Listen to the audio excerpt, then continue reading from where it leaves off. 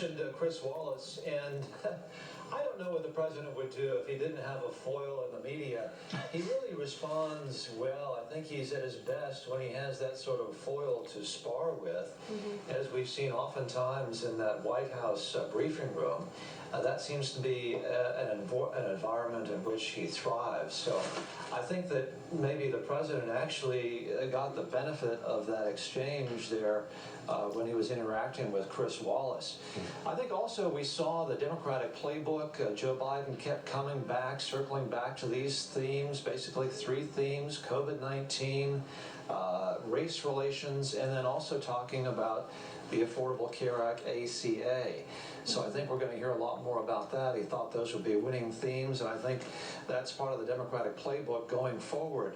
And I would say that the president, I think, was successful in circling back and trying to bring the conversation back to the economy. Tried to do that several times. And that, once again, is his strength. There was a Rasmussen poll out earlier this week. In answer to this question, are you better off now than you were 4 years ago? That old Reagan question.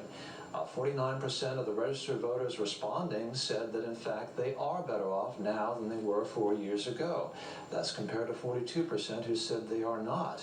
So that redounds to the president's benefit. It redounds to his management of the economy. That's still a very strong factor working in his favor. He tried to emphasize that tonight, circled back to that several times throughout the evening.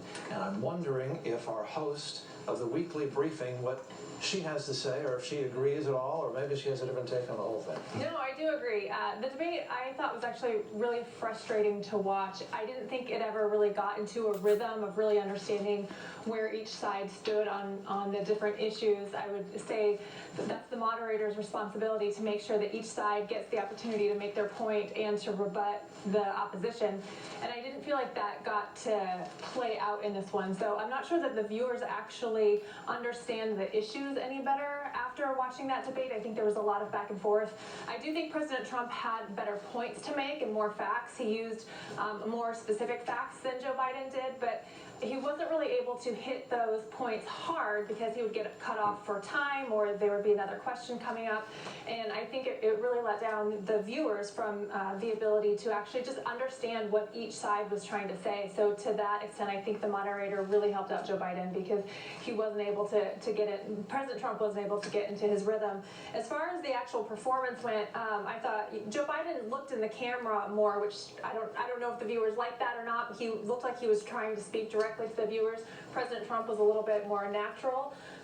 He would look at Chris Wallace, he would look at Joe Biden, he wasn't specifically looking at the camera, which that kind of depends on what the viewers like, if you want that direct talk or if you want it to look a little bit natural. I'm not sure how that's going to play with people. I do think Joe Biden may have lost some of the small business owners who might have supported him.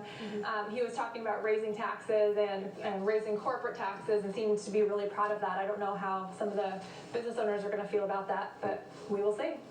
Yeah, I wish there was a fact checker on a lot of that stuff that was said, because number one, Wallace would not hold Biden to task on the question of SCOTUS. Will you and the Democrats try to stack the courts? Will you be adding Senate seats and try to turn D.C. into a state, which would add 1 or 2 more Senate seats so they can try and take over the Senate? He didn't answer the question. There was so many times throughout this 98 minutes where Biden was asked a direct question by the moderator and was never then called for not answering it.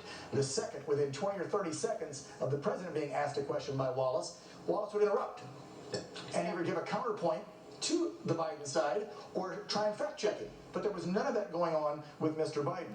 I have a big issue with voter integrity, because this is what it's going to come down to. One of the last questions was, will you, and this has been played now as a narrative in the mainstream media since last week, that the president won't go peacefully. Well, that's just BS, folks. He said it tonight. He will, if the election is proven to be fair. And everyone knows, to this point, we have seen voter fraud. And yet, Mr. Biden claimed time and time again, there is no evidence of fraud. And then Wallace backed it up and said there isn't. How can the American people see stories, not only on our network, but others that dare to report it, and show you voter fraud happening, and then listen to a candidate for the highest office in the land say voter fraud doesn't exist? He's lying right to your face on live television, and then he wants you to go vote for him. Yeah. I have a problem with that. No, I think you bring up a good point. I think, for example, people who are in Pennsylvania and they saw what happened in their local community, they know what happened. They don't necessarily get their news from Fox News, MSNBC, CNN.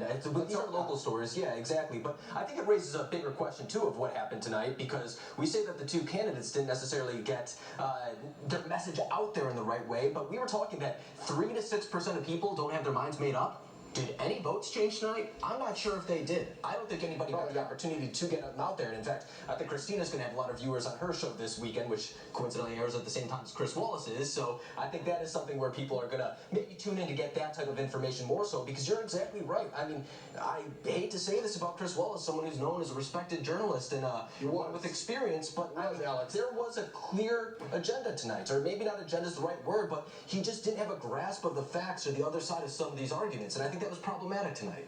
Totally. Yeah, you could see the bias there. And John and I have been around a little bit longer. Chris was a very respected journalist. I don't put him in that category any longer after tonight's performance. John and Christina, we're going to let you go because